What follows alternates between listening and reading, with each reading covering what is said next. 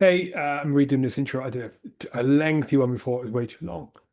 My God, this is too long already. Anyway, the TLDR, the too long didn't read is this. I served in the Iraq War. I served in Iraq multiple times with the British Army, with the Parachute Regiment. And this video we're going to watch is an episode from a documentary. It's a documentary about Labour, New Labour, Gordon Brown, Tony Blair, but this is specifically about the Great War on Terror and the invasion of Iraq and the Iraq War. So I am going to watch this through, and I will stop and add in commentary when I go along. We're going to be discussing the WMDs, evidence of WMDs. We're going to be discussing the influence of the US on UK. We're going to be discussing how and why the decision was made. We're going to be discussing UN resolutions which were passed and were not passed in support of the war. And we're going to be discussing the way that the UK government tried to persuade the press and the public that invading Iraq was not the right thing to do because they represented an existential threat to the UK, basically. We're going to get into all of these things. You're going to enjoy it. So let's get into it.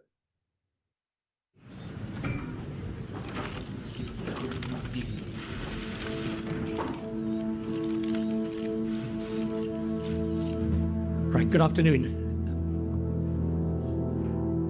In light of the length of the report, the statement that I make will be fairly long. But after the statement is ended, then I'm happy to stay and take questions for as long as you want to ask them.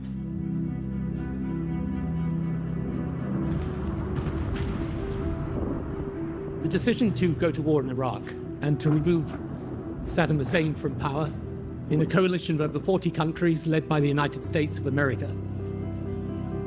It was the hardest, most momentous, most agonizing decision I took in my 10 years as British Prime Minister.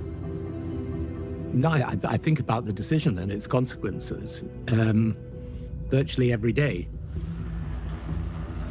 You can never take a decision this large and of such extraordinary magnitude and impact on the world and it not live with you rightly for as long as you live. It should do. Here at Westminster, the families and the world's media have been digesting the findings of the report. This report really is a devastating denunciation of pretty much every aspect of. But I was listening and not watching the report it's referring to as the Chilcot report. It was put on the screen just like a minute ago. The Chilcot inquiry report, which investigated the UK's role in the war in Iraq, and it was very critical of Blair's government. It was released in 2016. The report was released in 2016. The war, the responsibility I feel is complete and it's real.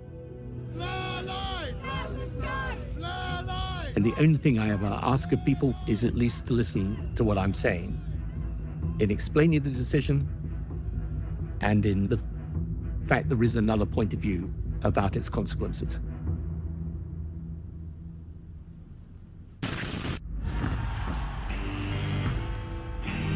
Gordon Brown has ruled himself out of the contest. Tony Blair is elected.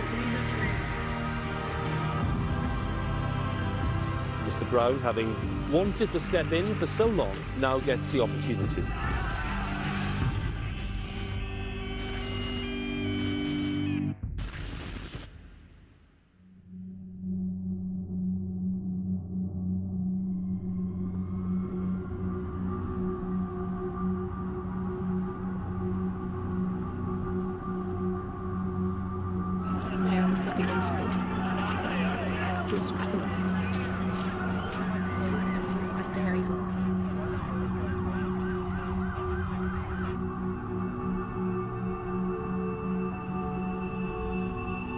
When those terrorists drove the planes into those buildings,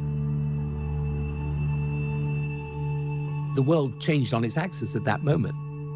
Please welcome Tony Blair. America was attacked because of what America stood for. And we stood for the same values. So when America was attacked, of course, we should be shoulder to shoulder with them. Anything else? Should we? And that goes for any ally. I think you need to, if something happens to an ally, in the case if you're an attack, it shouldn't always be an immediate, well, we're going to be with them side by side throughout this, whatever happens, because it all depends on why it happened, the events leading up to it, the context around it. And I'm not necessarily saying this in this specific instance, although should we have taken this position like Blair is saying, or could we have taken a different position, supportive but not militarily?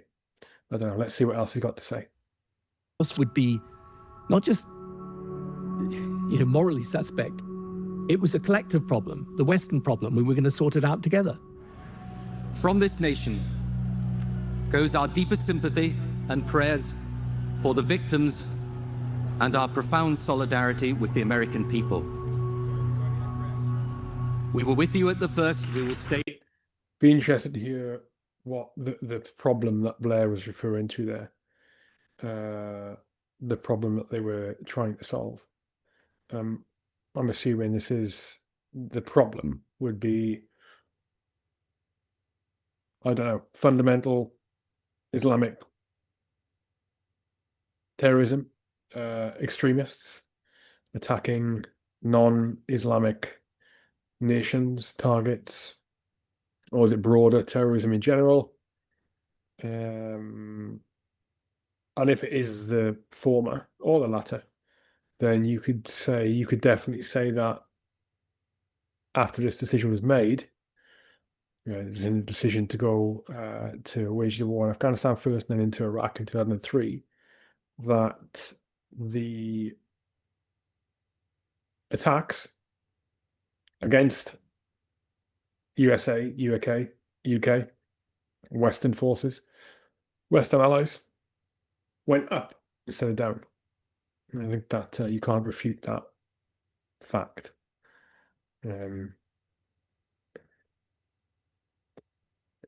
Maybe the hornet's nest was kicked. Maybe the hornet's nest wouldn't have been so. Maybe the hornets wouldn't have been so vicious if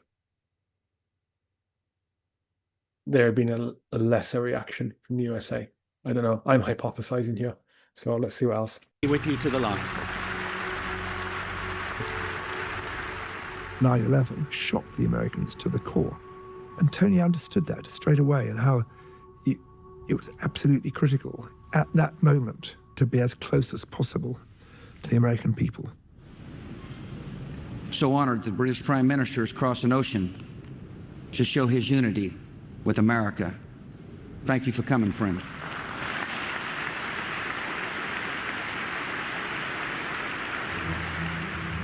For me, it was absolutely critical for our country that we stood with America, because it was an important part of our future. That strong American relationship alongside that strong European relationship, you keep those two things strong and you will always have influence in the world. And through that influence, you protect your own interests and you protect your own values. So the whole world's attention is now turned to Osama bin Laden, officially named today by all and sundry as the prime suspect of the attack. The Prime Minister has effectively delivered an ultimatum to the Taliban government in Afghanistan, saying if they fail to give up Osama bin Laden and his followers, there'll be war. In choosing to help the friends of terror, they are choosing to be enemies of ours. The Prime Minister's begun 3 days of intense diplomacy in Europe and America as he seeks to play a key role in forging a global coalition against terrorism. Tony was instrumental in assembling this astonishing international coalition, getting United Nations Security Council clearance, and then moving in.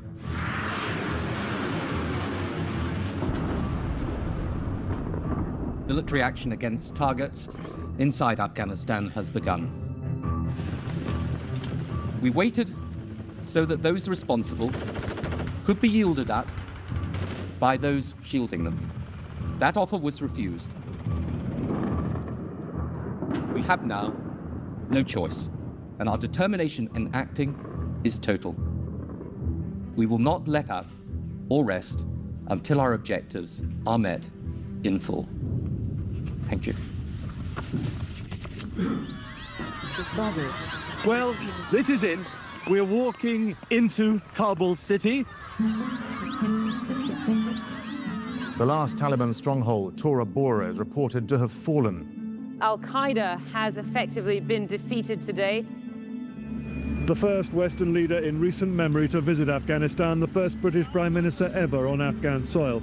Tony Blair came tonight to visit the men and women he'd sent to lead this country's recovery. Well, Al-Qaeda weren't defeated that day, were they, in Afghanistan? One thing to remember when watching this, and we're watching and listening to this in hindsight, right, is that hindsight doesn't really matter here, is that the war on terror was and is as unwinnable as the war on drugs, because they have ambiguous definitions and ambiguous aims. One of the things that virtually no one asks themselves is why Obama, why Osama bin Laden, why Osama attacked the USA. Now, there are other theories behind who and what motivated the attacks on the USA, on the towers and everything else that day on 9/11. Let's call it 9/11. But Osama had reasons for doing it. It wasn't this is going to attack the West. It's going to attack in America. They had reasons. Osama had reasons to attack that he felt were legitimate, just like every nation has reasons that they feel legitimate for going to attack another nation, and not that Osama bin Laden was part of a nation. He was leading a military organization, a prescribed terrorist group. But I looked it up just now. So the reasons that Osama bin Laden said, and I'm not justifying the attack, 9/11 attack here, by the way, but it adds context to the motivations behind Osama bin Laden and the reasons why he attacked America. And probably many of you watching this, I've got no idea why he said he attacked, because it's never been talked about or rarely talked about. It's not relevant because it's just terror. And so I looked it up, and what he said, this is what Osama bin Laden said at the time. The reasons that they carried out the attack was because, I'm just going to go over here, was because his core grievances were US military presence in Saudi Arabia. He did not want US military presence in Saudi Arabia, didn't feel it should be there, and it was an unnecessary influence on Saudi Arabia, the Arab world. One of the core components of the Arab world, I should say. He was not happy with the American support for Israel. That is military aid and diplomatic cover, diplomatic protection to Israel, specifically to do with their acceptance of the occupation of Palestine or areas of Palestine, and Israeli control over Islamic holy sites. And thirdly, US actions which he felt were harming Muslims.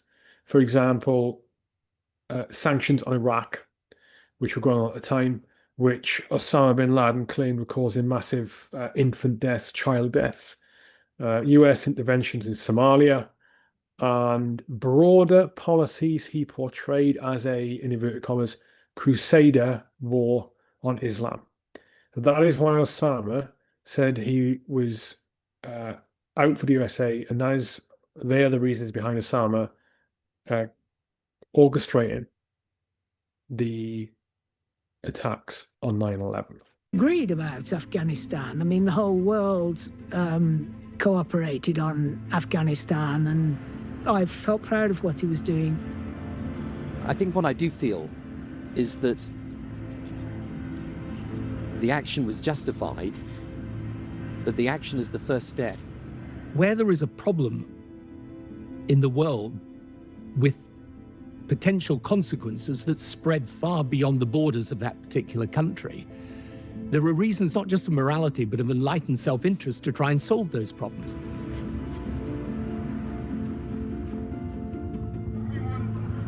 With the aftermath of the Afghanistan campaign at the end of 2001 into 2002, the word Iraq came into the conversation quite quickly.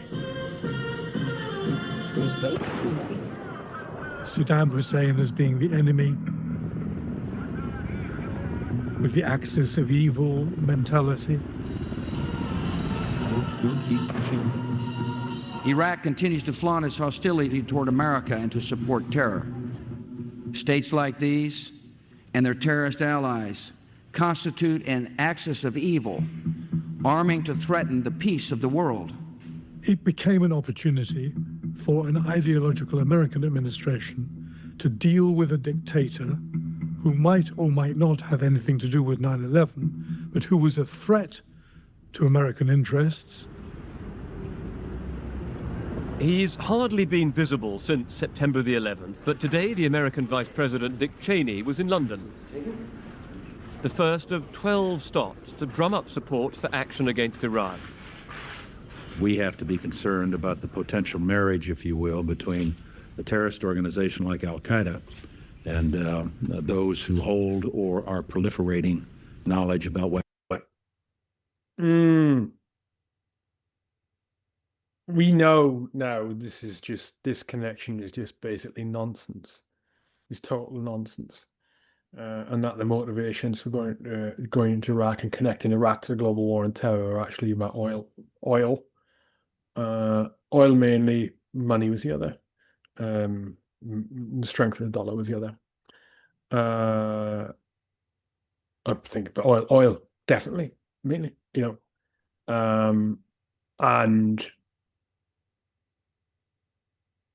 Saddam was a dictator, yeah, absolutely, and Iraq wasn't the greatest place in the world to live. I can guarantee you that it became worse after we went there.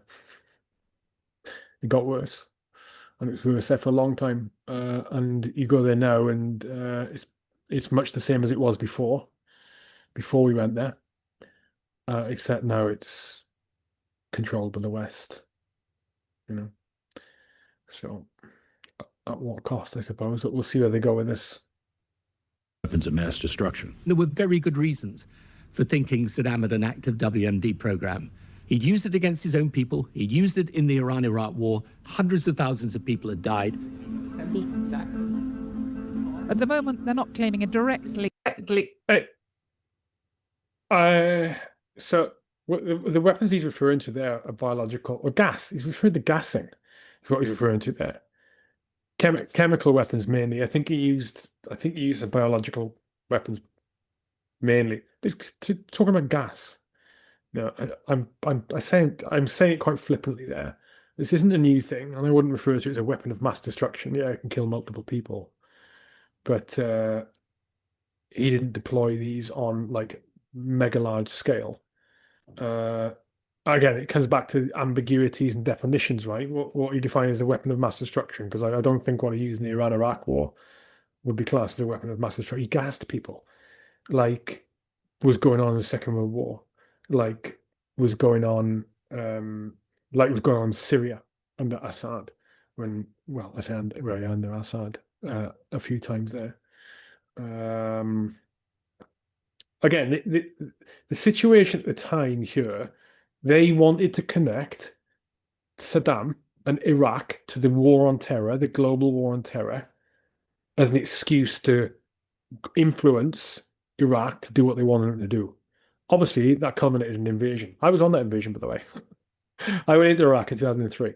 So, you know, it's not like I don't have some skin in the game here.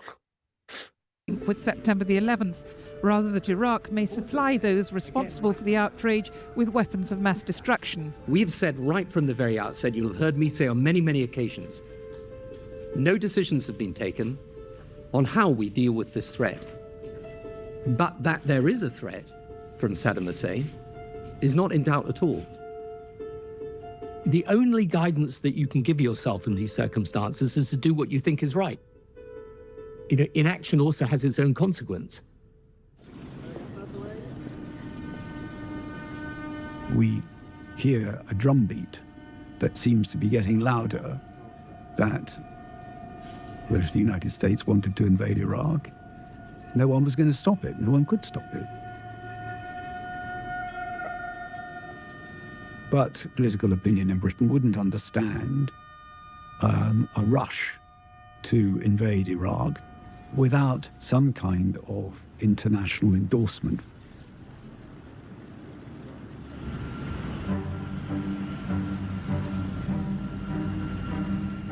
Never before has Tony Blair made such an important trip across the Atlantic. And never before has he enjoyed such influence in Washington. I went with the Prime Minister to Camp David, which is the President's weekend retreat in Maryland, to persuade Bush that we should go to the UN.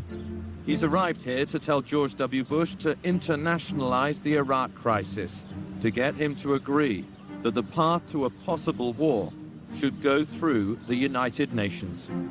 Politically, it was going to be extremely difficult for me. I'd been close to Bill Clinton, but he was of the same political family. George Bush was a Republican. A lot of people understand he holds weapons of mass destruction. A lot of people understand he has invaded 2 countries. A lot of people understand he's gassed his own people. But in the end, it was about our relationship with America. It was about the threat we faced together. And it was also about my fear that if we simply left America on its own in these circumstances, without trying to build a coalition, the consequences would be much worse. You want to call on somebody? You don't have to if you don't want to. Yeah, I know. Policy of inaction. I think he felt that the closer he could get to Bush, the more sway, hopefully, he would have to take this down the United Nations route. Thank you all. And Bush was very open about the fact, look, you know, I've got people around here who think this is a really stupid thing that we're doing, and they think we should just be get in there and, you know, do it. We were in a small den-like room. And to my surprise, and I think to... You need to look at what they're talking about here in terms of the reasons for going into Iraq. So it's gone from Iraq being connected, supporting loosely international terror, to which was what was said was early on, to now,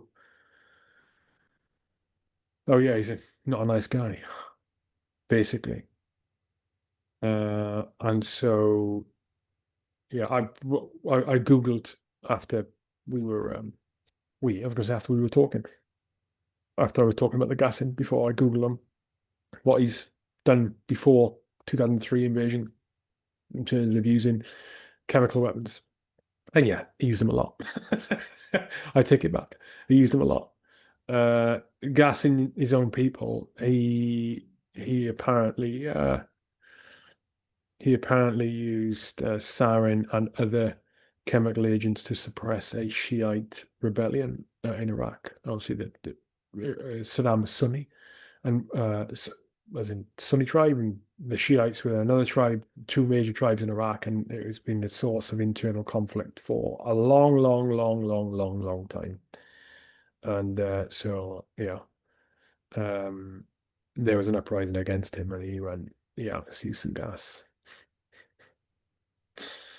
Okay. Tony Blair's surprise, Vice President Cheney was sitting there. I concluded that what the President wanted was for the Prime Minister to make the multilateral UN case in front of his Vice President, who was almost certainly hostile to that case. Cheney looked like he'd kind of, swallowed a lemon and couldn't quite understand all this United Nations malarkey. And I can remember David Manning afterwards saying, I don't think I've ever seen anything like that before. And I said, what do you mean? He said, well, that was basically an American president using a British Prime Minister to persuade an American Vice President to do something he clearly didn't want the American government to do. Namely, to take it to go down that United Nations route. The presidential motorcade swept towards the United Nations. George Bush was arriving to deliver one of the most important speeches of his presidency. He came to lay down a challenge to the world community to face up to Iraq. Bush decided to overrule those in Washington who said, we're not going to go to the UN, and that he would make a speech demanding that the UN get behind a resolution to make Saddam Hussein disarm. We will work with the UN Security Council for the necessary resolutions for the purposes of the United States. Saddam Hussein, again, just add important context here. Saddam Hussein was internally focused on Iraq, with the exception of the invasion of Kuwait in 1991, Gulf War I. He was internally focused on Iraq, and he was focused on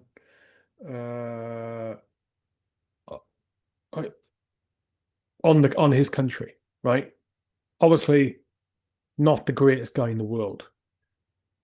But when I listen to this, I hear propaganda, is what I hear. Is they are painting a picture of this threat to the world, this threat to the world, who is Saddam Hussein, the evil dictator, the president of Iraq, right? Now, probably most of that summary is true, apart from this big threat to the world. Was not a big threat to the world in any way, shape, or form. Was not actively supporting terror, for example. Osama bin Laden was in Afghanistan in 2001. Well, that's where he was based out of, and Al Qaeda were based out of Afghanistan 2001. The invasion of Iraq had nothing to do with the war on terror. So everything you hear now is a propaganda effort to get the Western people, the electorates, the people who, to get the electorate, to get the people of the nations, USA, UK will probably come on to in a minute, to say, oh yeah, he's a bad guy. They want public support for this. And they are inventing stuff. They are making things up about Saddam Hussein here, and that, namely, that is he was a global threat. Wasn't a global threat. Wasn't a global threat at all. It should not be doubted. The Security Council resolutions will be enforced, or action will be unavoidable. The reason we felt it so important to try and go down the UN route was in many ways to give ourselves the time to see if we couldn't resolve it differently. If we were going for a resolution for pinning Saddam against the wall, he would either have to throw open his doors and show exactly what he had, making clear that if he didn't take that last chance, he would suffer military action.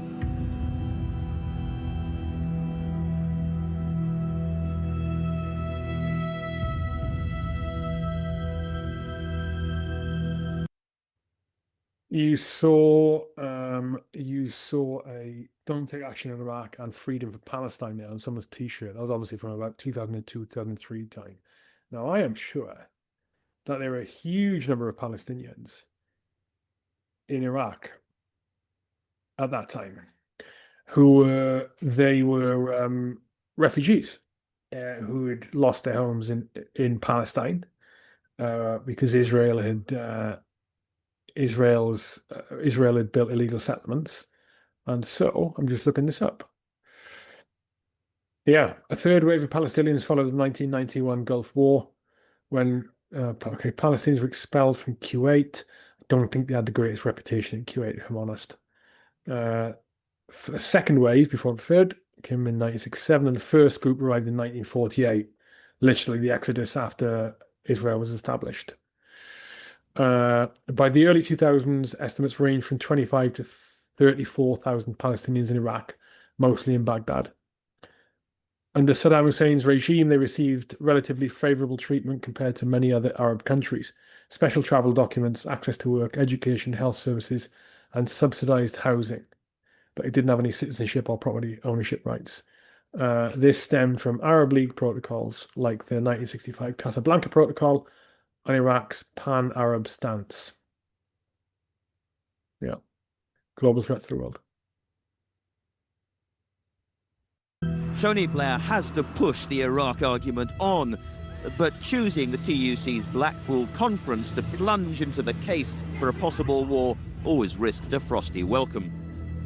The Great Divide in Britain increasingly became a divide between those like us who believed there was firm evidence that Saddam was a threat. Let it be clear, therefore, that he must be disarmed. And those who were instinctively anti-war and anti-US and anti-George Bush. I don't believe what Blair and Bush are saying about the war. They want to get rid of him, but it's about going in there after the oil.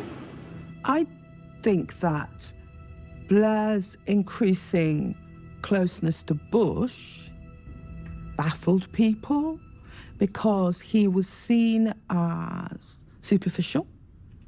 He was seen as right-wing, and he was seen as pursuing very narrow American interests. According to the opinion polls, more people are opposed to an attack on Iraq than support the idea.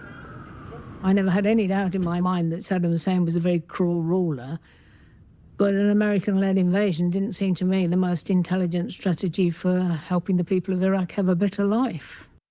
Bang on. Good comment. Good comment there. I think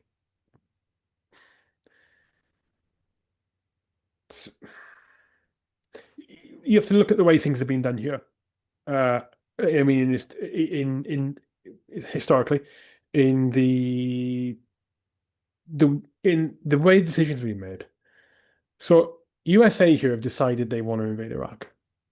They've decided this already. Okay, this is what 2001, 2002. They've decided that all of a sudden they've decided that Iraq's a problem, right? And what they are now deciding, so the USA leadership, have decided they need to invade Iraq. And now what they're doing is they need to go on a campaign, a propaganda campaign, to convince the public that this is correct.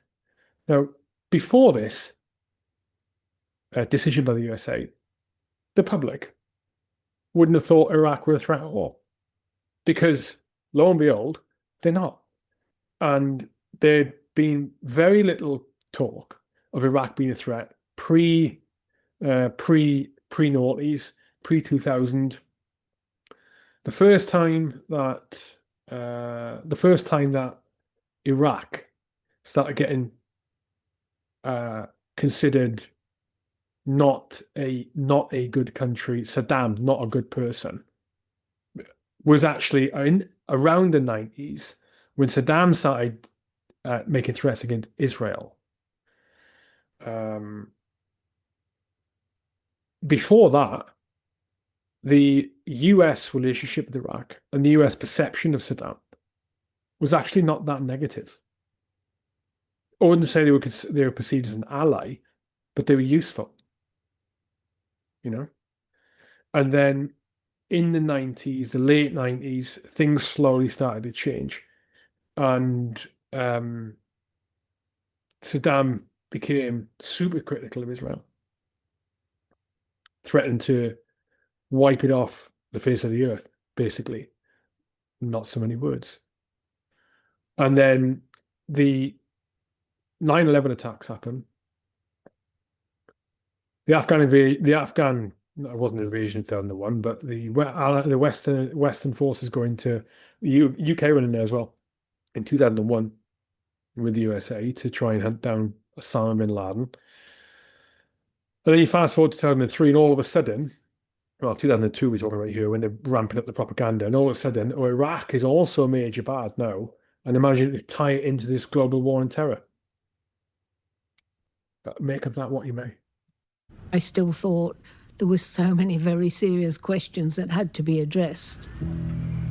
Public skepticism about an attack on Saddam Hussein has been fueled by a lack of hard facts about the real threat Iraq poses. Out on television and in Parliament, me doing the briefings and so forth, it was almost like we felt we were having to say, well, if you saw the stuff that we saw and if you knew what he knew and all that. And he wanted to be able to say, right, okay, I want to put as much of this out there in the public as possible so that people can see why I'm so concerned. We have heard again and again that there is a dossier of evidence about Saddam Hussein's weapons of mass destruction. Why haven't we got it up to now, and when are we going to see it? Yeah, that was the problem. People said, you know, you're telling us, but you're not showing us. And I came to the conclusion that, very exceptionally, we should show people. Originally, I had the intention that we wouldn't get round to publishing the dossier until we'd actually taken the key decisions. I think probably it's a better idea to bring that forward. Whether that was sensible in retrospect, I really don't know. Journalists sprinting to spread first news of the British case against Saddam Hussein. The release of a government document has never looked more like the launch of a bestseller. It's an unusual step to put so much of the judgment reached by the intelligence community into the public domain. But if you're asking, was it a mistake? Then I think no.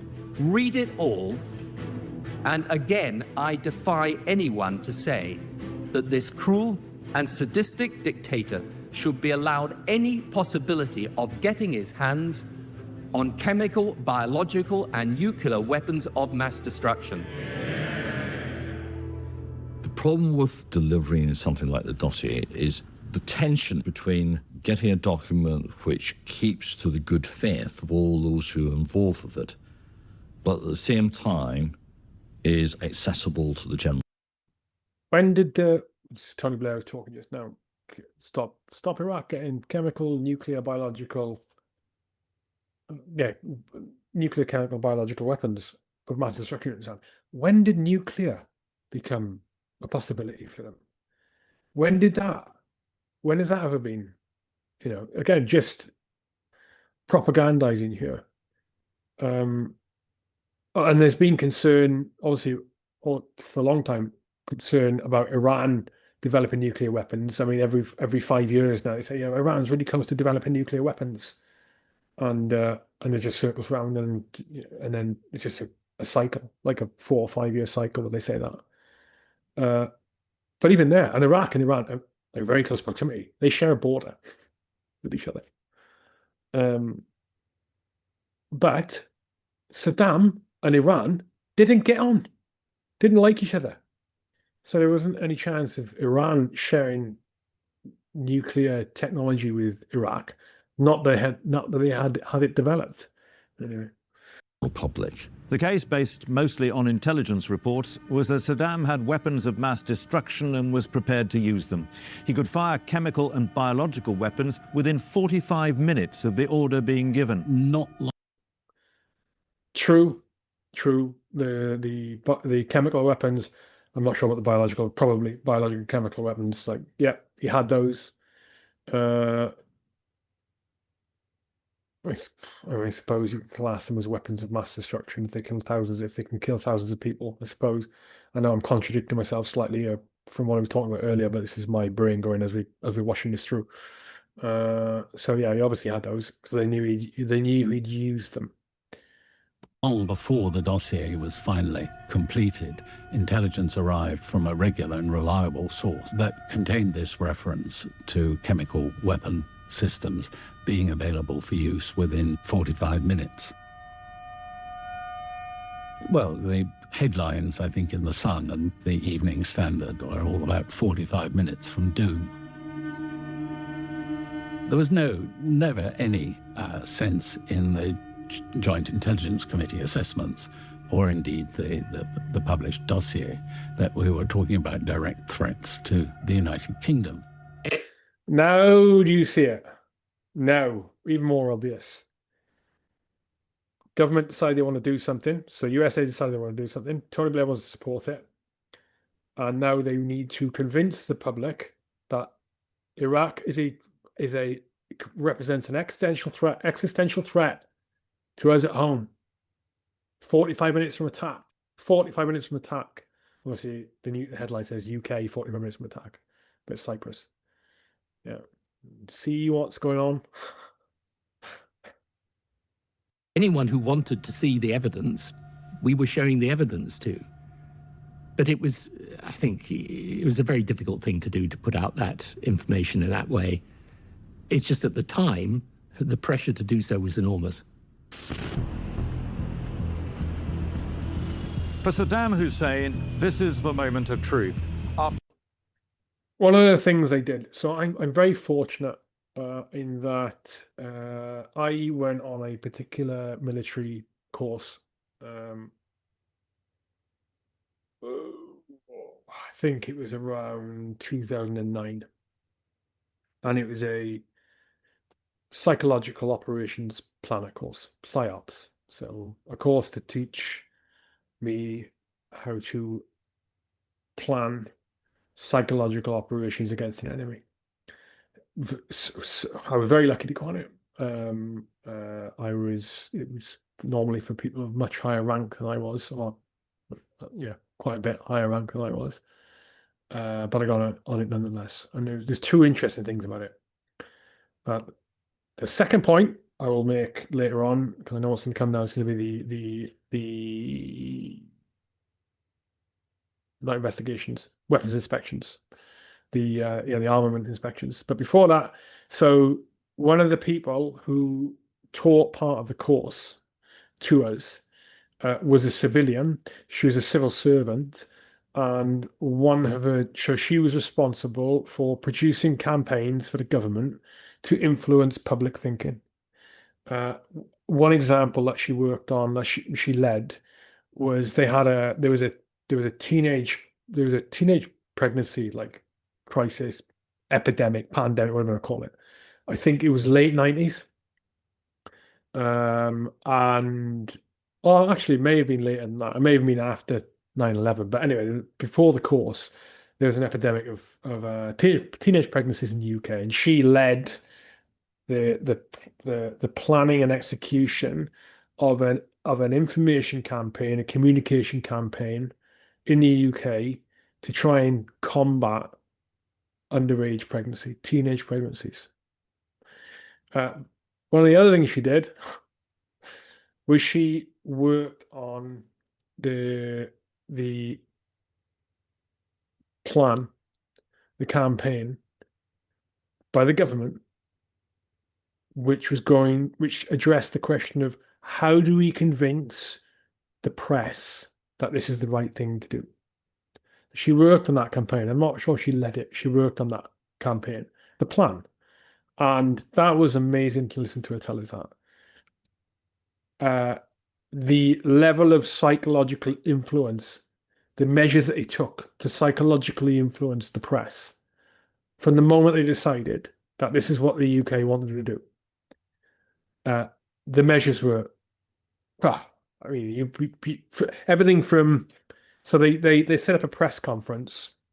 I don't think it's going to come later on. I've been sitting on this. I thought that they may show the press conference, but they held a press conference where they invited the press in, and that would be the announcement that we were invading Iraq, or Iraq's a threat. Either one of the other. Iraq's a threat or invading Iraq. And even the corridors in the venue where the press conference was held, I can't remember where it was. The corridors were basically, there was like influence information on it. When the press walked into the press conference, it wasn't the Prime Minister standing up and talking straight away, or Alistair Campbell, Director of Communications, standing up and giving a brief straight away. When the press walked in, they sat down. There was a pamphlet. There was like a leaflet handout with like horrific images of the chemical attacks that Saddam had done in the Iran-Iraq war, and when he gassed the Shiites. Images on there, but like one-liners and stuff, just basically shock factor. And then they were straight into watch a film with a lot of the footage from Iran-Iraq war, like basically horrific footage of dead and injured people, kids, women, all sorts that Saddam had allegedly probably had done in his time as a dictator. But all this was thrown at them at the press first. It's like, whoa, look at all this horror. And then it was the actual press conference. So it was a massive effort to get the press on side. Because if you get the press on side and convinced that Iraq is an existential threat, you get headlines like UK is 45 minutes away from being attacked by chemical weapons. You know. Anyway. After 4 years, UN inspectors are back in town, and the choice for the Iraqi leader is stark.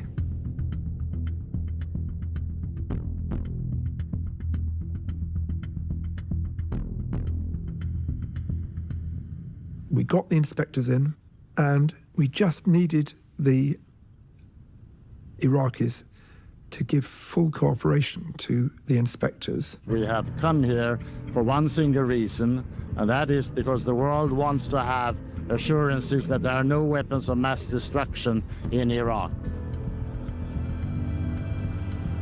I remember once in the middle of the night thinking, hang on a minute. If there aren't any weapons of mass destruction, and if we knew that, you know, if that became clear, then of course there won't be a conflict.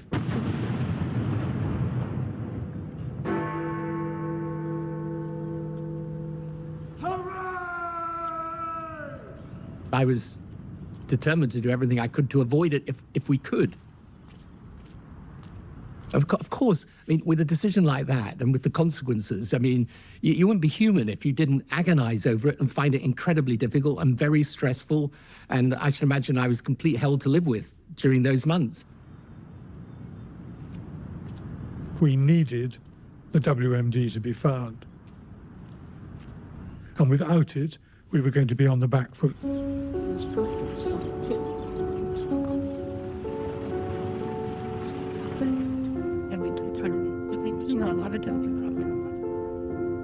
By February, Blix is not finding weapons of mass destruction. It is also clear that Saddam Hussein is only cooperating minimally. And the Americans are concluding that this is an exercise that's going nowhere. We wrote 1441 to give Iraq one last chance. Iraq is not so far taking that one last chance. I saw that at each point down the track, the gate-marked war became wider, and the gate-marked peace became narrower and more difficult to get through. Because it had already been decided. It didn't matter what happened on the weapons inspections. It didn't matter.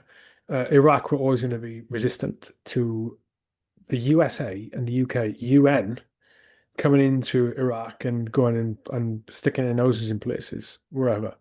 And also individuals on the ground are not that receptive to white foreigners in Iraq, like white non-Muslims. Fact. The other little thing I was going to mention, so one of the guys I was on that PsyOps planners course with in 2009-ish. He, in 2002, was a military person who was accompanying weapons inspection teams in Iraq. He was actually there, physically there, doing the weapons inspections. And he told me that it was only a cursory nominal effort to go and, I think this is one man's perception of it, an experience. But he told me that it was only a nominal effort put in by the inspection teams to actually go anywhere and try and find weapons of mass destruction. He said in the places that they did go in, they would set foot inside, not do much, and step out. The truth probably lies somewhere in between. Different teams probably operate in different ways. But this was pre-decided. It was already decided that the invasion would happen. So whatever happened, whatever outcome of the weapons inspection didn't matter. And in fact, if there had been very thorough inspections, then very thorough inspections that turned up nothing, then that would have been worse than the inspections that happened, which couldn't be done fully because Saddam wasn't cooperating. And so, well, he hasn't helped. So we're not sure. We know he has them, we just can't find them. Basic situation. The American presence in the Gulf is getting stronger by the day. Tens of thousands of US soldiers are already stationed in Kuwait. The Security Council were determined that there should be another UN vote before any military action happened. For they could see American military preparations. They could hear the drumbeats of war. The tempo of the military build-up made it more and more difficult. And the more strident became the voices on the US side, which said, forget the UN, just do it. The whole time there was the pressure from the United States because Saddam wasn't going to back down completely. They were going to remove it. This is where ultimately we were in a situation where you had then to decide were you going to be with them or you could have just taken yourself aside from it. I particularly was very anxious to try and find a different way through if I could. But in the end, if I couldn't, and if I came to the view that Saddam was not going to change his ways, then I was going to be with America. And that's the decision in the end you had to come to. You either were with America or not, and you left him in place, Saddam, or you didn't.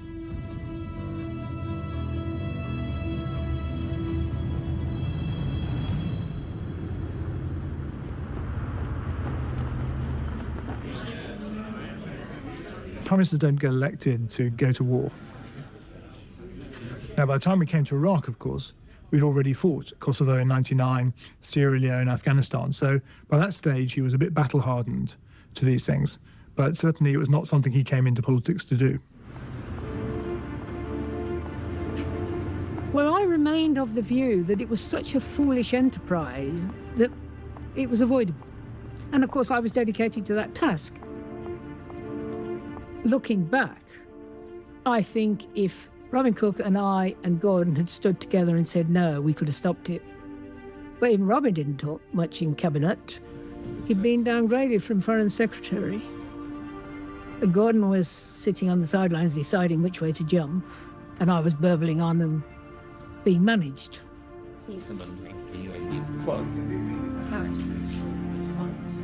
Tony did centralise decisions in a small group. It was effectively a kitchen cabinet. It wasn't really ministers, it was advisors. And so SOFA government became, if you like, a closed circle. I did not get the information that I asked for. Right. One thing I've noticed with Gordon Brown before, once you see it, you can't unsee it. When Gordon Brown breaks between sentences, he does this weird inhale, but does it the same every time. He talks like this, and he talks, and he talks, and then he stops. And then he carries on talking, and then he carries on talking. And then maybe I'll carry on talking, and maybe I'll breathe in a bit. You've seen it. No. Brown was marginalised and sort of in his. I need to rewind it. Kind I of need to rewind, I need to rewind He it. wasn't in on. Right. What? Tony did centralise decisions in a small group. It was effectively a kitchen cabinet. It wasn't really ministers, it was advisors. And so SOFA government became, if you like, a closed circle. I did not get the information that I asked for. Brown was marginalised and sort of in his den, kind of sulking, and he wasn't in on the picture. And I think he was also calculating what's going to happen. Will it go wrong? Will it go right?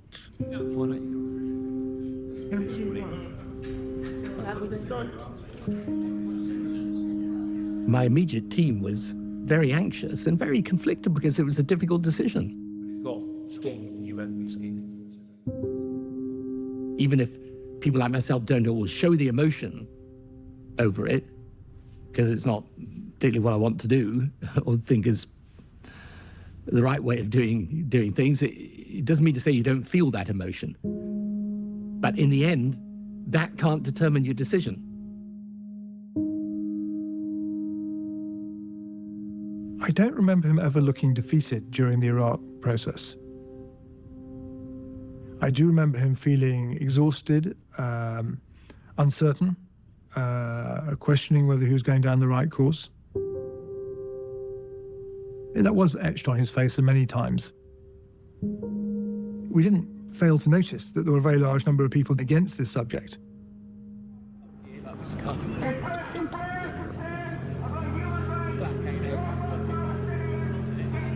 Well, this was me and the department. This was our serious consideration of the situation. Dear Tony. Interesting. So I just did a quick Google. I was thinking, okay, they had WMDs, and then in 2002, Saddam was claiming they didn't have them, though we know they had like the chemical agents and stuff from the Iraq-Iran war and the Shiite rebellion attacks. And so he was, in 2002, he was adamant that he didn't have any. So it says here that in 2002, when this talking about, his government submitted a 12,000-page report of evidence explaining why they didn't have them. They're basically showing that he didn't have any. The things that he'd done since they last used them. And so what apparently happened was that Iraq destroyed its main undeclared chemical weapons stockpile in 1991, the chaotic period right after the Gulf War defeat. So when they invaded the Kuwait, and then US, UK, Western forces, when they kicked them out. And they destroyed those undeclared chemical weapons to avoid UN detection or further consequences. Since that, no evidence was found of active production, stockpiling, or reconstitution of chemical weapons programs, including sarin, after the early 1990s. Saddam retained the intent to restart chemical weapons efforts once UN sanctions were lifted, and preserved some knowledge expertise through dual use civilian chemical industry and blah, blah, blah. But it hadn't made any. UN inspectors in the 1990s in the 1990s had already overseen the destruction of large quantities of chemical munitions and agents at facilities like Al Mathana, which was Iraq's main chemical warfare production site, including sarin-filled rockets and other items. Interesting. So I was talking about propagandizing there. So the US knew that Iraq had gotten rid of, and it was evidence that they'd gotten rid of, because of UN inspectors in the 1990s, all of their all of their WMDs, their chemical weapons, their biological weapons. And then you get to 2002, and the US is saying they've got WMDs, and they know they didn't. Yeah. So after the 2003 invasion, US and coalition forces encountered hundreds to thousands of old degraded chemical munitions, basically from the pre-1991 era. They were found like abandoned, buried, forgotten from the Iran-Iraq war era, or improperly stored, destroyed. Knowing Iraqi administration and logistics, this shit probably got forgotten about. They didn't know they had it, which is why it didn't get destroyed. I guarantee it. There's random stuff all over the place out there, honestly. They weren't, so it says here, they were not active stockpiles hidden by Saddam's regime, but remnants that Iraq had failed to fully account for or destroy completely. Often low purity degraded sarin from the 1980s. No fresh or weaponized sarin from post-1991 production was discovered. So after 2003, nothing was discovered. Pre-2003, there was no evidence to say they had WMDs. Before 2002, 1990s, UN inspectors had confirmed Iraq had destroyed all their chemical weapons. Iraq and Saddam himself said they destroyed all their stuff in 1991, that they remembered where it was, to avoid UN sanctions, basically. Okay, and then you fast forward to 2002. USA are looking for an excuse because Iraq is economically significant, to put it lightly, and strategically, from a geopolitical and a military strategy point of view, is a pretty decent point to control geographically. The situation of the Iraqi people is already extremely fragile. Any disruption could lead to a humanitarian catastrophe. With some more time, sensible measures can be taken to reduce these risks and improve Iraq's prospects for stability after conflict.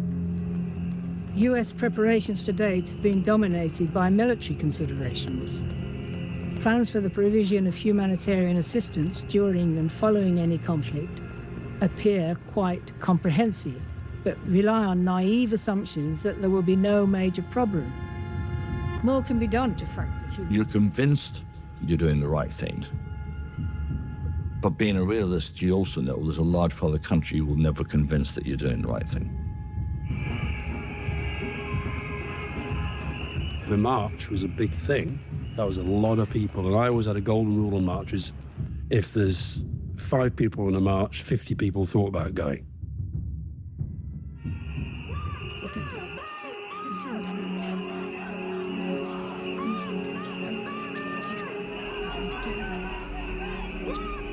And the striking thing about it wasn't just the people you would normally see on left-wing marches. There was a very broad spectrum of society who just felt that the war was wrong. My wife and daughter, who was 2 at the time, had gone to join the march, complete with a little handwritten poster against the war. So there was I sitting at home trying to help Tony Blair get into the war, and my family were out protesting against it. My son was on that demonstration with his church, and he sent me a text and said, "This is so powerful.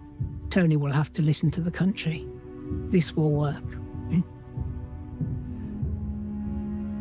The fact that so many people marched in that way, of course, you take account of that. It's not that you don't listen to it, but there is another point of view.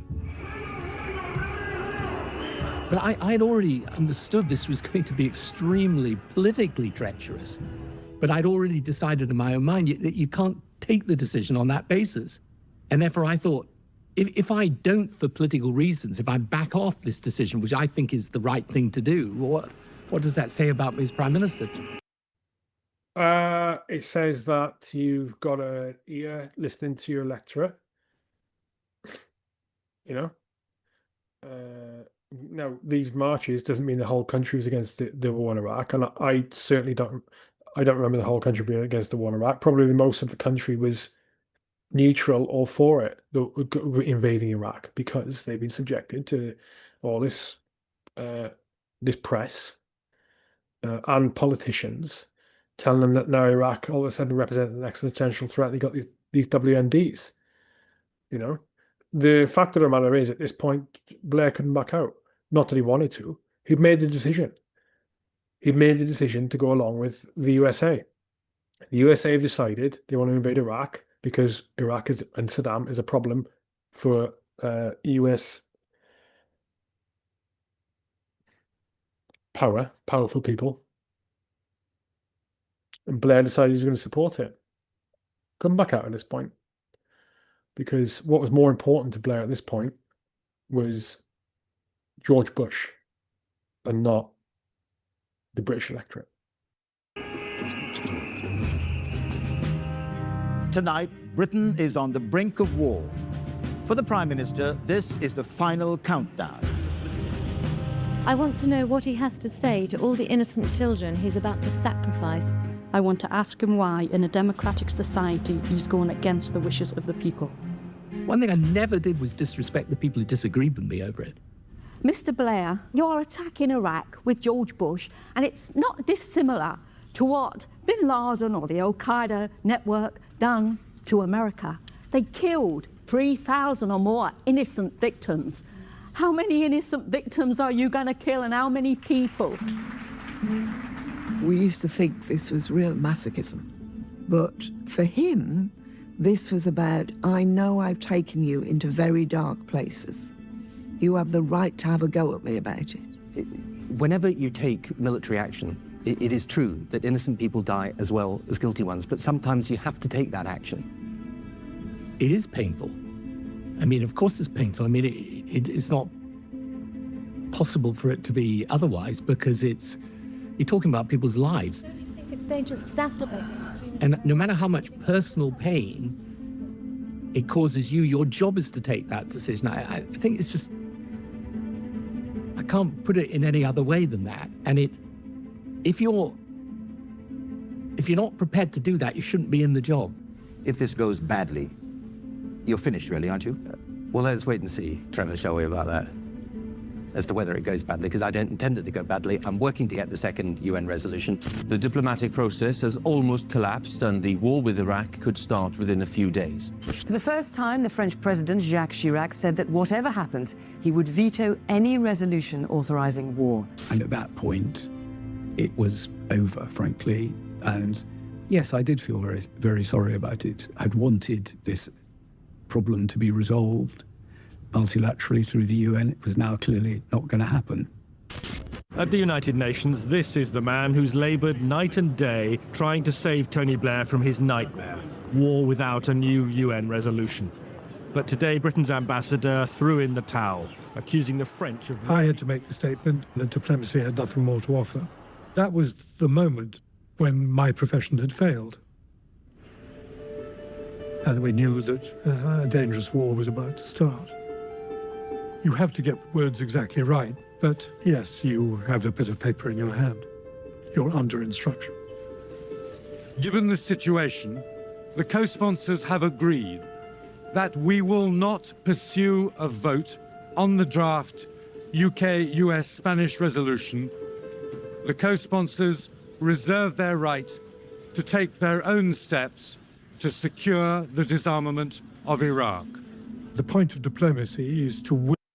No UN resolution to invade Iraq.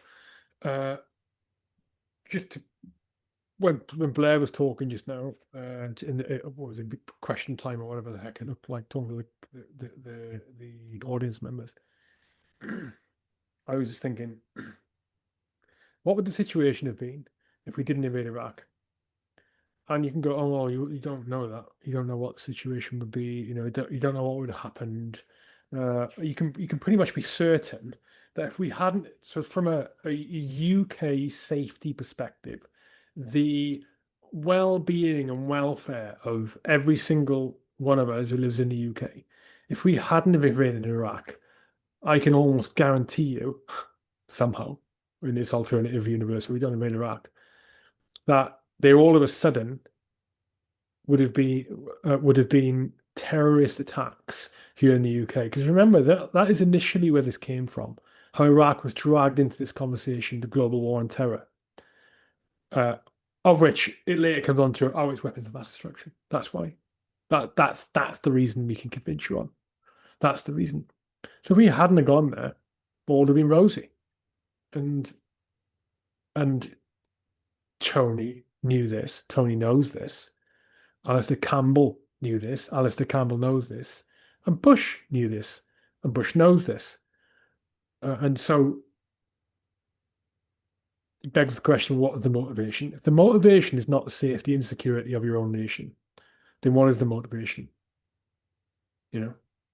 What did the UK benefit from that that invasion? Really? What did we benefit? Win your objective without people dying. And people were going to die. Here, the prospect of war has claimed its first big political casualty. This afternoon, Robin Cook, once Foreign Secretary, resigned from Tony Blair's cabinet. He said he couldn't support war without international agreement or domestic support. My fellow citizens, events in Iraq have now reached the final days of decision. The United Nations Security Council has not lived up to its responsibilities. Many nations, however, do have the resolve and fortitude to act against this threat to peace. Saddam Hussein and his sons must leave Iraq within 48 hours. Their refusal to do so will result in military conflict. What? I thought it was about WMDs. I thought it was about global war on terror. So now the entire thing, whether we go to war or not in Iraq, at this point, by the way, I'm in Kuwait waiting to invade Iraq. And it's literally what I was doing at this point. And now it's, the family need to leave Iraq. So Bush is telling me that if Saddam are going, yeah, cool, I'm off. I'm going to go to the Seychelles, or I'm going to go, I don't know, Riyadh, or I'm going to go wherever. He left. Bush would be like, cool, all done. No problemo. Let's back out. At this point, there are tens of thousands of soldiers, sailors, and airmen and women in Kuwait and other places waiting to go in. At this point, there are US and British navies, Royal Navy, deployed, ready to strike. Also, air forces. The decision had already been made. People started getting moved in 2002 into position. Intelligence gathering would have started way before that, as in more active intelligence gathering for an invasion, way before that. Way before that. You know? 18th of March, Hereford are probably already on the ground. As in SAS, they're probably already on the ground in Iraq conducting operations. So just again, look at the way it works. Instead of the electorate informing the Prime Minister on what should happen with the country, internationally or nationally, the Prime Minister has decided this needs to happen. The government has decided this needs to happen, and they need to persuade the electorate this is the right thing to do. Wrong way a democracy should.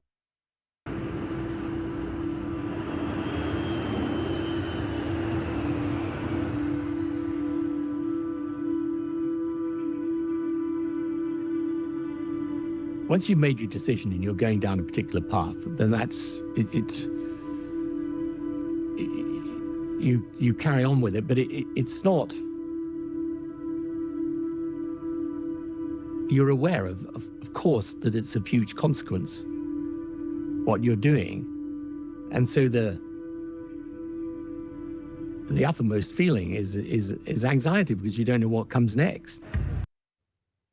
So, as you saw on the screen there, the weapons inspectors withdraw after 4 months in Iraq. They haven't found any WMDs, and So what was the point? Wasn't that one of the factors The whole point beforehand, right, send inspectors in to look to see if they can prove that there's no WMDs. Oh, inspectors come out, all right, there's some problems, but they couldn't not inspect. Some places they had problems getting in, but they didn't find anything because, lo and behold, from everything I've read to you earlier and everything we know now, there weren't any WMDs. They're pretty much gone, been destroyed, and old legacy, like rotten in some shallow grave somewhere. Chemical weapons are still around from like the 80s, 80s, early 90s, you know. So again, what was the point of the inspectors? Wasn't any point to it. Decision had already been made. Whatever happened with the weapon inspectors, Bush and Blair were going in. What was the point of informing the public? Make it not informing the public. What was the point of doing things the way they did? To persuade the public is the right thing to do and persuade the press. They minimised resistance to get it against it. Obviously, they still had a lot of resistance from the protests that were going on in the UK. And yeah. Good evening from Westminster, where Tony Blair's facing the biggest political battle of his career. With Britain on the brink of war, he's trying to persuade MPs to back his decision to send troops into battle in Iraq.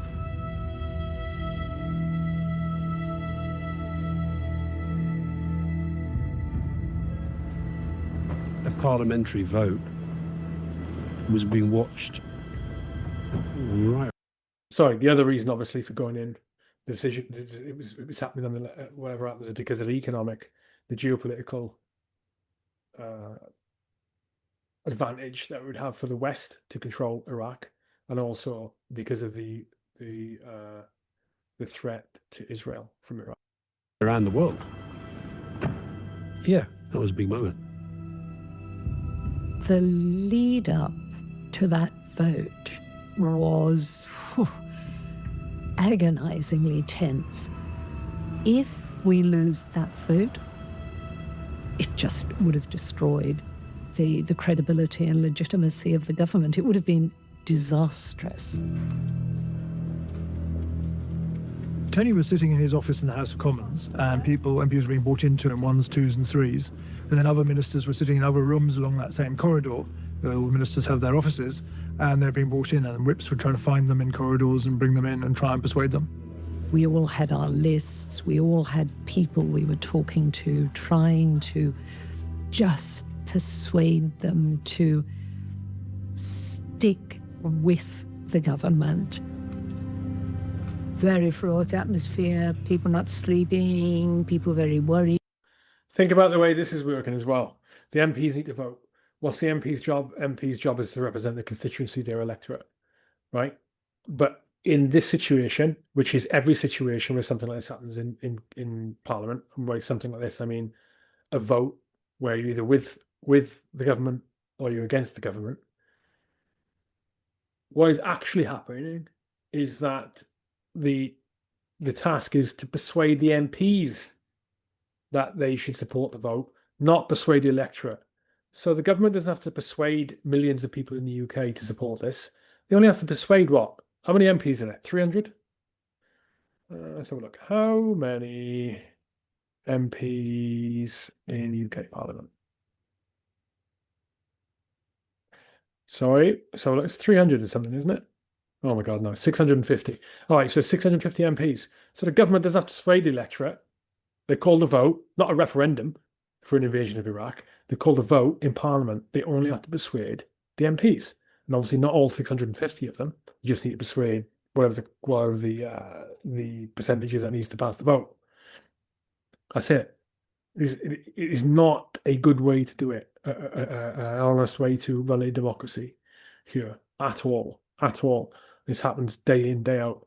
And to persuade an MP to vote with the government is pretty easy. You see it all the time. You see it all the time in that when an MP votes for something which is completely at odds with what his constituency think, which happens all the time.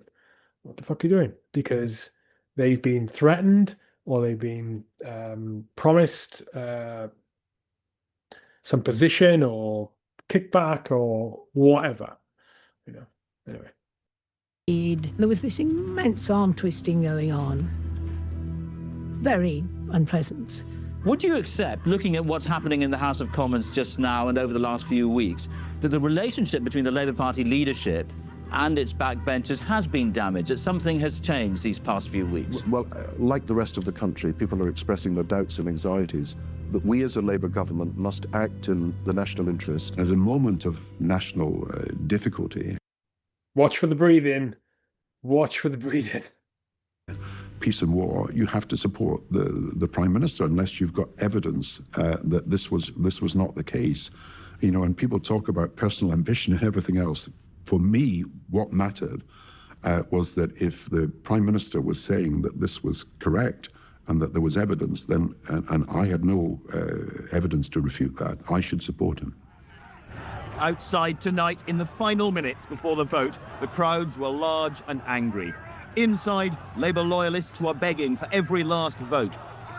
Well, I'm here because if the war begins, President Bush and the Prime Minister will be taking decisions to kill women and children and thousands of innocent Iraqis, and it would be wrong. This is a question of right and wrong.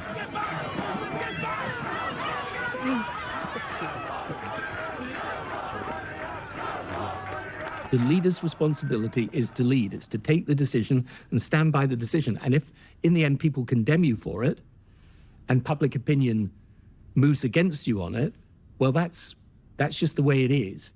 The question most often posed is not why does it matter, but why does it matter so much? President Bush and the Prime Minister. Decision and stand by the decision. And if, in the end, people...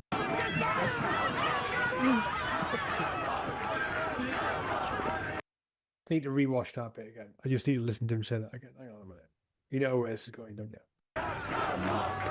The leader's responsibility is to lead. It's to take the decision and stand by the decision. And if, in the end, people condemn you for it, and public opinion moves against you on it, well, that's just the way it is. The question... That's not how a democracy works, Tony. It's not how a democracy works at all, is it? Most often posed is not why does it matter, but why does it matter so much? There's no other way of doing the job, I think, with any form of integrity than that. This is not the time to falter. This is the time for this House, not just this government or indeed this Prime Minister, but for this House to give a lead. To show that we will stand up for what we know to be right.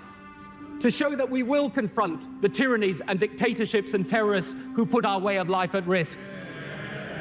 To show...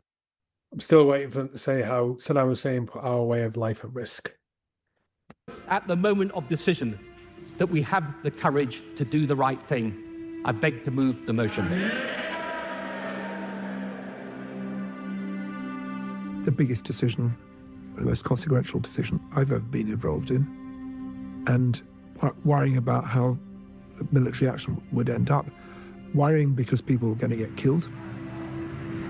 And the burden on Tony was far greater. How brilliant was it? You know, there's something about the drama of the moment that makes things seem more fine than maybe they are. If you'd asked me before if loyalty was a good quality, I would have said, of course it is, but not always. It can make people go along with things that they don't agree with because they're being loyal. The ayes to the right, 412. The noes to the left, 149.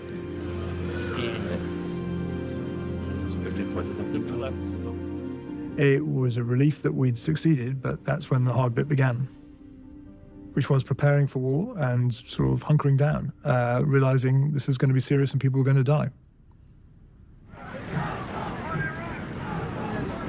I think you do pause.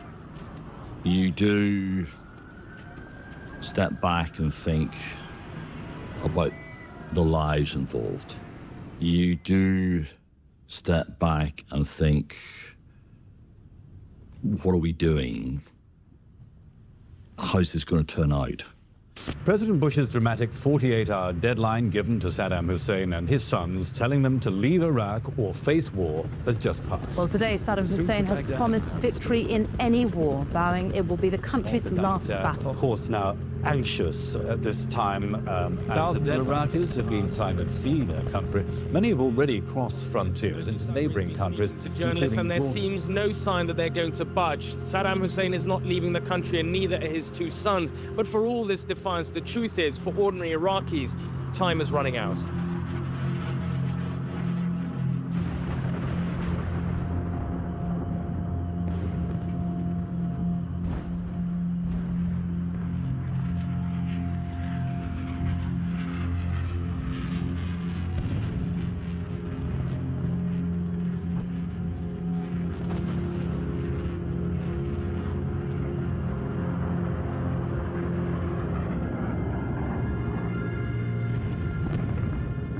On Tuesday night, I gave the order for British forces to take part in military action in Iraq. Tonight, British servicemen and women are engaged from air, land, and sea. Their mission? To remove Saddam Hussein from power and disarm Iraq of its weapons of mass destruction. Which ones? Which WMDs? The ones that they destroyed in 1991 that the US and the UK knew about, and that none were found in 2002. I don't need to labor the point, do I? This is these are pure fabricated reasons. I just did what Tony Blair does. Doesn't Tony Blair do that? Fabricated reasons. These are pure fabricated reasons. God damn it. Colonel Powell phoned me. It was in the small hours to say it had started. But of course you remember these things. I mean, how could you not? And the film of explosions in Baghdad, thinking about the people who'd be killed. Yeah. I still remember turning on the television in the morning and seeing this. Yeah. And then going to work and getting on with it, because...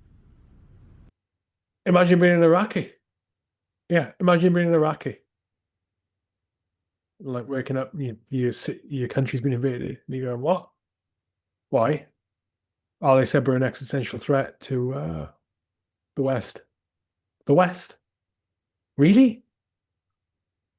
Thought it was Kuwait. Didn't we invade Kuwait? We invaded Kuwait to 1991. We've done anything since then. Saddam's a bit of a bastard, but yeah. Can guarantee you the Iraqis were not excited at the prospect of a fucking invasion. The overthrow of Saddam, many would have been happy about. Many would have been indifferent. Many would have not wanted it to happen. All depends on which tribe you were part of, where you lived, and how affected you were by it. I was not paid to be paralyzed. I was paid to make decisions. I got a call at 3 o'clock in the morning, and the switchboard at number 10 put through a military officer who in very clipped voice told me that a Chinook had gone down with 8 Marines and 4 American servicemen, I think. And it was really, that's when it gets you in the stomach, when you realize this is real, that people are dying. That's when it really comes home to you. You hoped for the moment whenever the sun would come up and everything would be okay again. Whoa.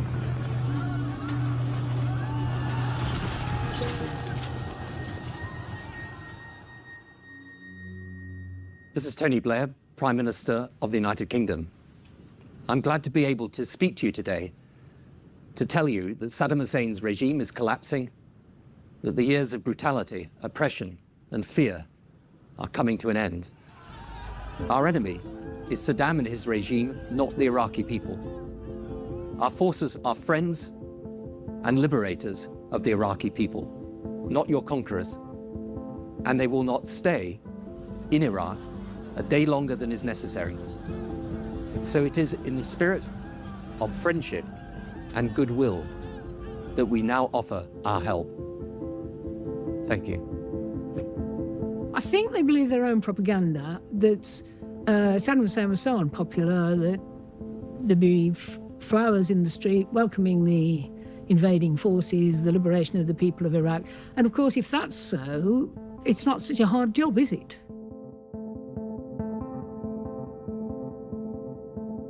In southern Iraq, fixing essential services, including water, electricity and fuel supplies, is still the main priority there.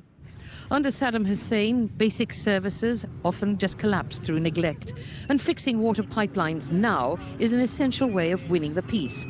The military don't quite make it up as they go along, but they do try to make it happen. I think the failure was not that we didn't do the planning. We did the planning, but we just planned for completely the wrong things. We weren't anticipating what actually happened. We towed millions of tons of water into Iraq. We thought he might set fire to the oil wells. We just planned for completely the wrong thing. And where it went wrong was the Americans didn't have enough troops when they went in. So they were able to do a very light touch invasion. The trouble with a light touch invasion is you don't then have the troops to maintain law and order. So when the looting started, then things just went haywire.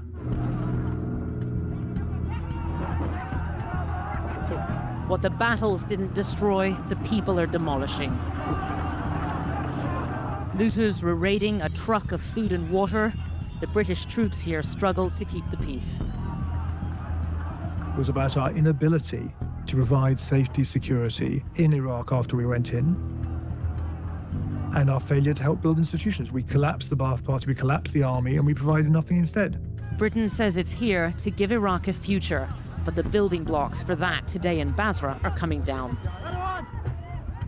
The chaos and the suffering that flowed. I mean, now everyone says, well, you don't invade a country without a plan about what you do afterwards. Well, there wasn't a serious plan, which is disgraceful.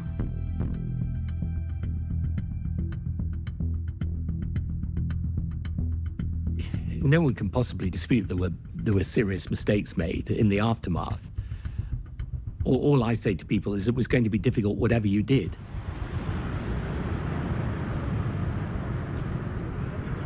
We'd gone to Iraq in what was our first visit after the war, and we were in Basra. It was a beautiful sunny day. Everything was very relaxed. The soldiers were in soft hats. So it all seemed to be good news. Well, it's really good of you to have me here today. And when people look back on this time and look back on this conflict, I honestly believe they will see this as one of the defining moments of our century. And you did it. And thank you.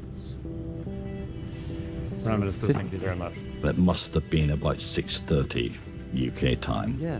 I got a phone call from London from the duty press officer. And if you get a phone call at 6:30 in the morning, it generally isn't good news.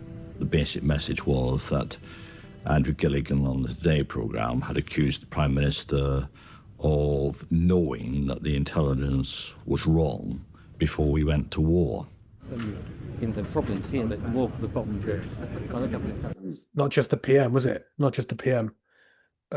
Most of the people close to him, everyone close to him in government, a lot of the civil servants were known, and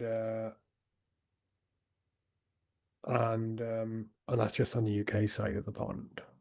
The government's facing more questions this morning over its claims about weapons of mass destruction in Iraq. Our defence correspondent is Andrew Gilligan. This in particular, Andy, is Tony Blair saying they'd be ready to go within 45 minutes. That's right. That was a central claim in his dossier, which he published in September, the main case, if you like, against Iraq. And what we've been told by one of the senior officials in charge. Yeah. I know the middle guy. I wasn't at this press conference. Of drawing up that dossier was that the government probably knew that 45-minute figure was wrong even before it decided to put it in. And Downing Street, our source says, ordered a week before publication, ordered it to be sexed up, to be made more exciting. A sunny day in Basra suddenly had a large cloud over it. That is about as bad and as toxic as you can get. He basically just said that we, the government, Tony Blair, doctored, quote, sexed up, I think we all know what he meant, to put things in there that weren't true, against the wishes of the intelligence agencies. It was a lie on every level. You have to... Was it? So who you're listening to there is Alistair Campbell, the Director of Communications at that time, whose job is to be extremely good at communicating the information he wants you to hear, or his boss wants you to hear, in order to influence you to think the way they want you to think. In exactly the same way, he's just done with that sentence. To be able to prove to people that you acted in good faith, because if you didn't act in good faith, obviously that would be monstrous. So let's just go back to that about Alistair Campbell saying it was a complete lie on every level. It wasn't sexed up. It wasn't made more exciting. Go back to that. They'd be able to strike the UK within 45 minutes. It takes them 45 minutes to be able, and they'd be able to strike the UK. So they said that at the time, when they knew all of the other stuff about the WMDs, which we talked about earlier, and which I read out from the research online, in that all of the evidence points to they didn't have any. Evidence stemming right back to 1991, all the way through to February 2003, when the inspections teams withdrew from Iraq. So all of the evidence points to the contrary. The dossier produced by Campbell made it out as if the evidence pointed to him, oh, definitely having WMDs. So yes, Alistair, absolute nonsense is what you produced, and you knew it, and you misled the public, as did Tony Blair. Oh, he's here. He's here, thanks. He's here. Get the chair in. Which we need to get very much further. Well, now we are joined by Alistair Campbell, a rare moment. Thank you for coming in. This row between you and the BBC... This isn't a row between me and the BBC. This is an attempt by the government to get the BBC to admit that a fundamental attack upon the integrity of the government, the Prime Minister, the intelligence agencies, let alone people, the evil spin doctors in the dark who do their dirty works in the minds of a lot of journalists, let them just accept for once they have got it wrong. All of the information that we know and that we've talked through on this reaction grid, everything we know points to Alistair Campbell is sitting in that chair and plain-faced lying. Plain-faced lying. Plain-faced, barefaced lying. It is obvious from what the Today programme has said, if that source is to be believed, that of course there was somebody from within the intelligence community that spoke to the media. I was told that someone who was not actually an employee of the MOD but was on some sort of contract had come forward and suggested that he might have been the person who was responsible for the briefing. The row between the BBC and the government over its weapons dossier took an extraordinary new twist tonight. The Ministry of Defence said one of its officials had admitted meeting the BBC correspondent at the centre of the row, Andrew Gilligan. I was very, very aware that for the individual who was at the heart of this, this was not going to be a pleasant experience. A body has been discovered in remote woodland in Oxfordshire, 2 miles from the home of senior government advisor Dr. David Kelly. Dr. Kelly, who's 59, had been named by the Ministry of Defence as the possible source of a BBC report. It was a terrible tragedy and something that should not have happened. He'd been under intense media scrutiny since he gave evidence to the Commons Foreign Affairs Committee earlier this week.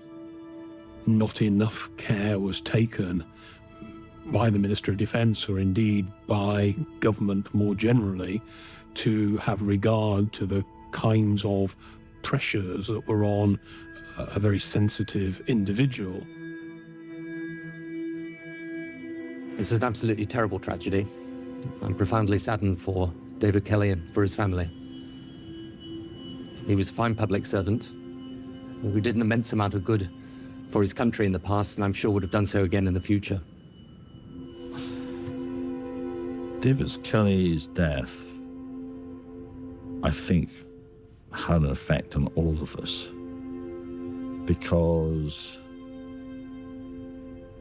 it did bring to a sharp focus the underlying bitterness that had been there and germinating throughout the whole debate on Iraq.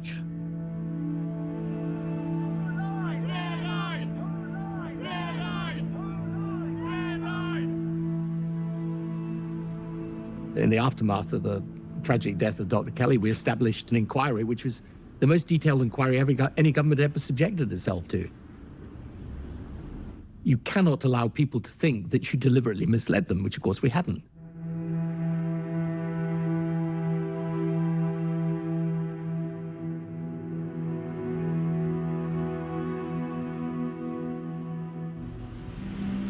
As the snow falls on Westminster tonight, Mr. Blair can take comfort from the fact he's safe in his job. But he now has another longer fight ahead of him to restore the electorate's trust in him. I think the long-term difficulty with Iraq was it eroded trust. Clearly the public believed that they had not been told the full truth. You see, the definition of a just war includes the action has got to be proportionate, and you've got to have taken every step. It's a last resort. Now, if Saddam Hussein did not have chemical and biological weapons, and if he wasn't planning nuclear weaponry, then the action we were taking was not proportionate. Well, indeed, the search for Iraq's weapons has found none so far, but now that search is set to intensify. We were completely convinced that he had weapons of mass destruction. So as it went on, we kept getting stories that we were just about to find something, we're just about to find something. The plain fact is that 6 months after we went to war because of a clear and present danger, no clear and present danger has been found. I could see him believing they were going to be found, and then hoping, and then realizing. It chilled the bones. It was the moment I dreaded. I think we all gradually became aware that we weren't going to find the WMD.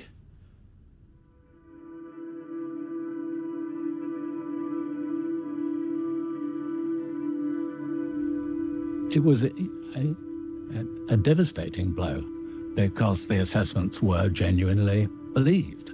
The intelligence community thought it had good sources. The sad fact is the intelligence which was relied on turned out to be not reliable.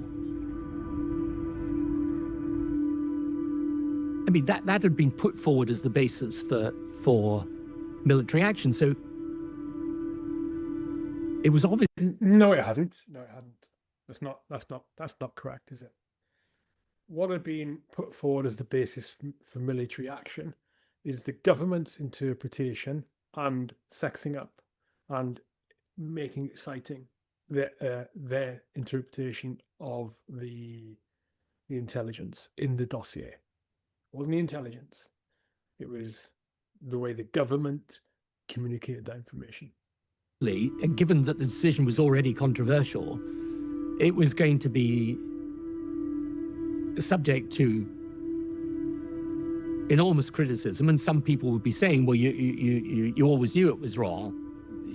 You know, the good faith point is really, really important, because Otherwise, of course, the destructive impact on politics, never mind the decision itself, would be huge. The evidence about Saddam having actual biological and chemical weapons, as opposed to the capability to develop them, has turned out to be wrong. I acknowledge that. I accept it. But I can't sincerely, at least, apologize for removing Saddam. But he didn't get very much further before the first interruption, a lone protester shouting that Mr. Blair had blood on his hands. Really? That's fine, sir. You can make your protests. Just thank goodness we live in a democracy and you can.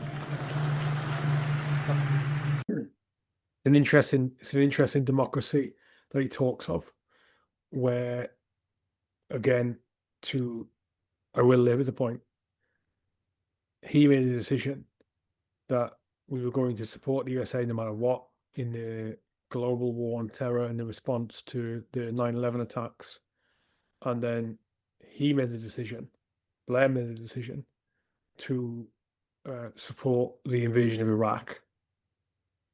And then he made the decision to constantly change the goalposts to what would make the war, what would trigger the war, what would not. Weapons of mass, finding an inspection for weapons of mass destruction, etc. Him and I should say on those decision points, him and Bush. The UN resolutions securing UN support. So he didn't the second one. He made all those decisions. Or they made all those decisions, I should say, him and Bush, instead of acting on the behalf of the electorate. And look at the aftermath, the immediate aftermath of what Iraq was like. And, you saw the videos and that of them looting and stuff. That's Iraq. That's that part of the country. They will take any opportunity they can to have a quick win. Take something for free, steal something, loot something to help themselves in the short term, because that's the kind of the country that is. Unfortunately, it's kind of the culture is, unfortunately. And I don't think you'd ever see a democracy work well in a place like Iraq, to be perfectly honest. But yeah, I mean, just lies from start to finish, and all of the people that were killed and injured there, Iraqis as well as British and American and other nations. There was a guy on that. Because of the invasion of Iraq, lost his life out there. There was an accident of all things. He was killed early in May 2003, which wouldn't have happened otherwise. There was other British forces personnel killed because of it. To what end and for what reason? It certainly wasn't at the wishes of the people. It certainly wasn't in the interests of the UK. You have to know that Tony is a very, very, very, very good presenter. But, I mean, it's true in politics. If you've done something, you tend to defend yourself. I mean, if he now said, something, I made a mistake, I mean, that would be a crumbling of his kind of persona, wouldn't it? So he has to keep going with it. Which is problematic, because owning up to your mistakes and acknowledging them is a demonstration of the kind of integrity you have as a human being in reality. And when you don't do that, when politicians don't do that, is because they are politicians. It's because they are parliamentarians. It's because their interest is not to act in good faith. Their interest is to survive at all costs, to maintain their livelihood at all costs. And that overrides what their job should be, which is to represent the electorate.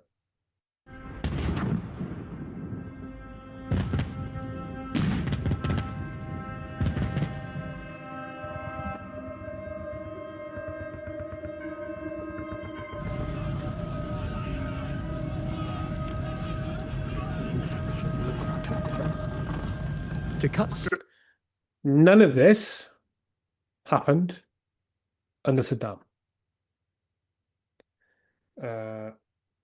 for various reasons, like the sectarian violence, but because he brutally oppressed the Shiites. But civil war? No. 10 years of sectarian violence? No. You know, the level of corruption was off the charts post 2003 and right up to now, off the scale. Straight to the point. The thing I reproach myself for more than anyone else reproaches me, and the mistake that we made was very, very clear. And it wasn't a mistake of deceit, and it wasn't a mistake even particularly of organization. It was a failure to understand that the Middle East is gripped by deep forces, particularly of religious-based extremism. Once you remove the dictator, those forces erupt and make it extremely difficult to govern the aftermath.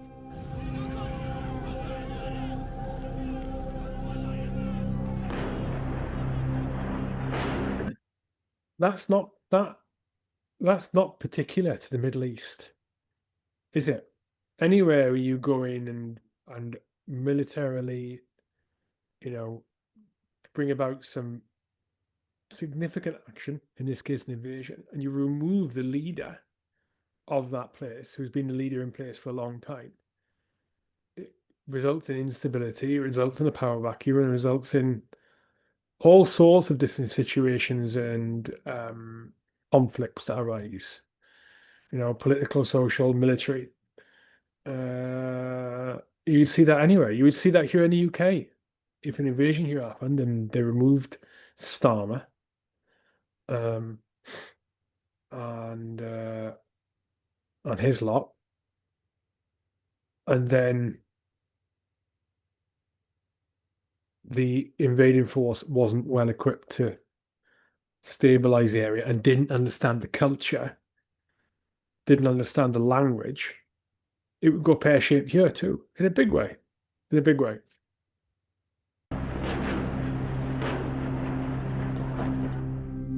I mean, there's no point in look, I'm just not of the school of politics that thinks it's a great thing just to keep displaying your emotions to people. It's not the relevant point. In the end, my emotions are not the important thing. What I feel is not the important thing.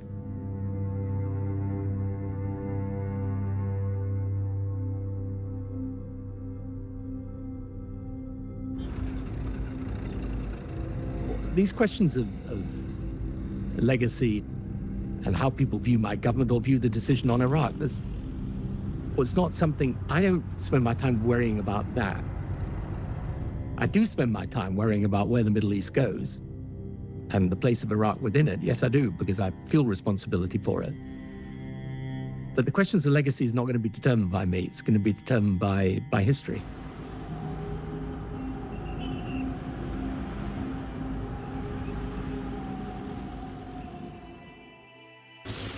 Labour have won.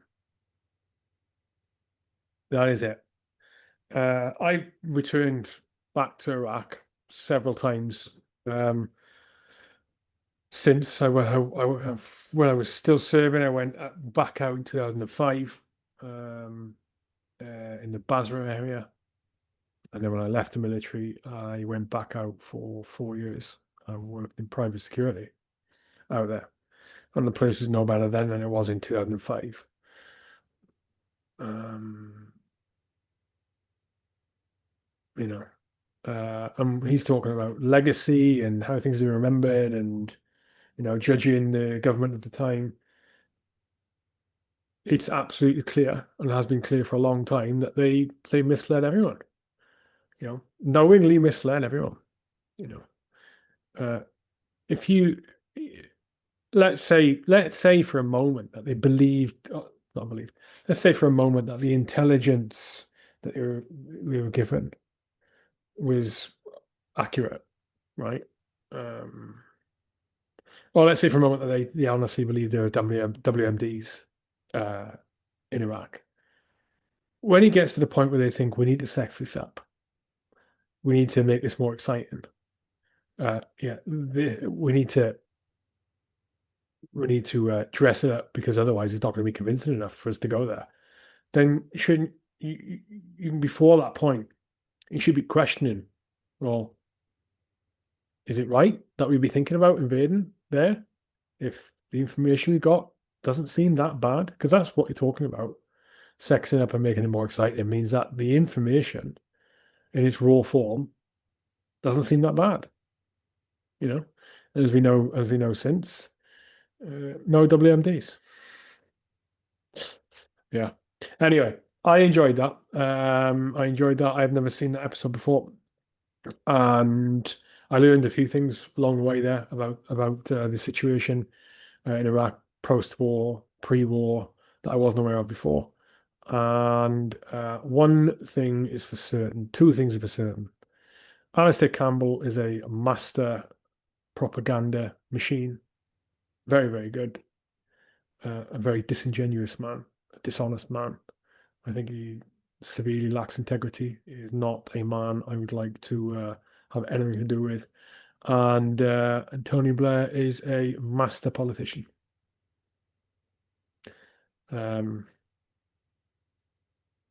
Yeah. And maybe we'll see him in some other capacity in politics in the not too distant future. Maybe. Let me know what you thought about this, about Iraq, about whether we should have been there or not, WMDs, but also about Blair, about Alistair Campbell, and what our role in the Middle East should be. Should we be an interventionist? Should we have an interventionist foreign policy? Was all the actions taken in the Great War on Terror, were they all necessary? Could we have not gone into Iraq and everything would be fine? Was the reaction to 9/11 enough or not enough or too much? Let me know what you think, especially if you served out there, and let me know where you were when you were. We may have crossed paths at some point, crossing like ships in the night. Anyway, thank you very much. Keep supporting the podcast and sign up to become a patron, and you get the option to submit videos to me to request reactions to it. Totally fine with that. Patreon.com/HK podcast, or you can do it via Substack. The links are in the blurb. Thank you.